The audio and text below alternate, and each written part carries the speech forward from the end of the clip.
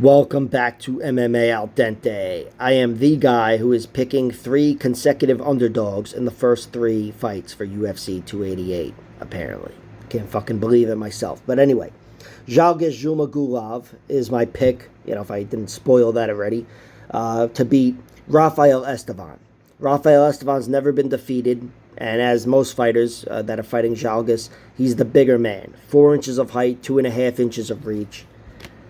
11-0 record, and he's 26 years old. The 11 wins come 4 by TKO, 3 by submission, and 4 by decision. Very well versed, but I'd say this guy's definitely great on the ground. Really good on the ground. And he fought a guy who was better on the ground, submission-wise, on the Contender Series, Joao Elias.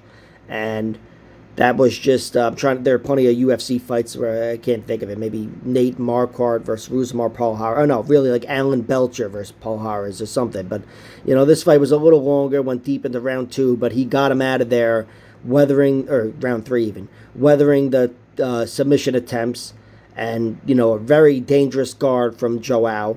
And he just won the ground battle. Oh, that's right, it wasn't round 2.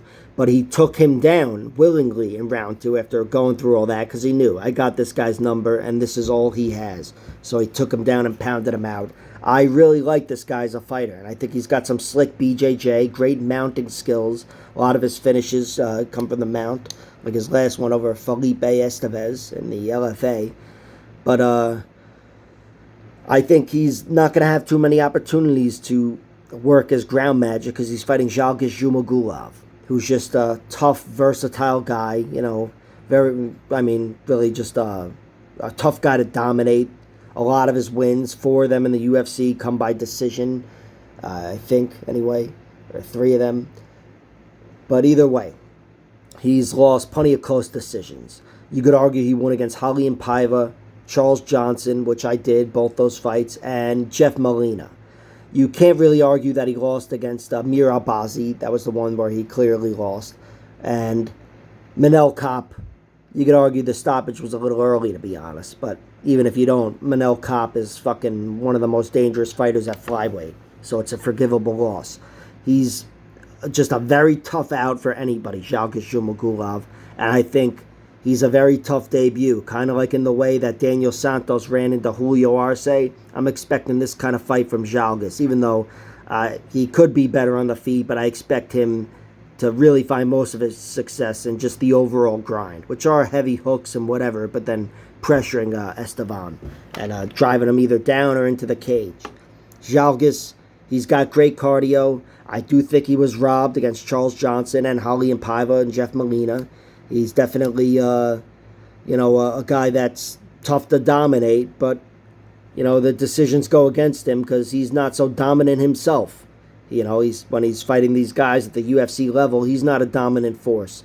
Everything, he leaves room for his opponents to be in the realm of winning any fight he's in. And that wouldn't be the case if he was a better finisher, but he's not. He's got 7 TKOs, 1 submission, and 6 decisions. The one finish in the UFC came over, who the fuck was his name? Jeremy something. Jeremy, fuck. I don't know. Either way, it's going to bother me.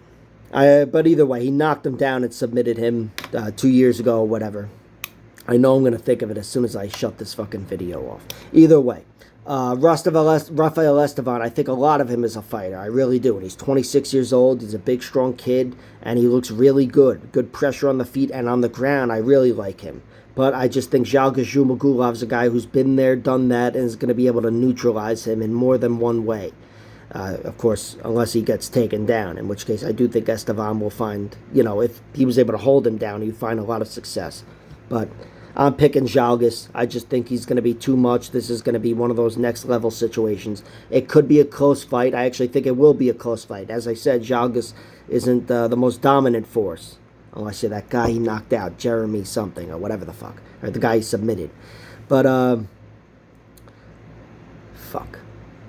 But anyway, I'm taking Zhalgas Zhumagulov. I think he will win a decision. I'm picking him, I'm betting on him plus 155, and I'm even betting on him to win a decision, plus 200. Why? Because I'm fucking stupid. Rafael Estevam will win a split decision. We all know how this goes. Like, share, subscribe, all that horseshit. Check out my other videos.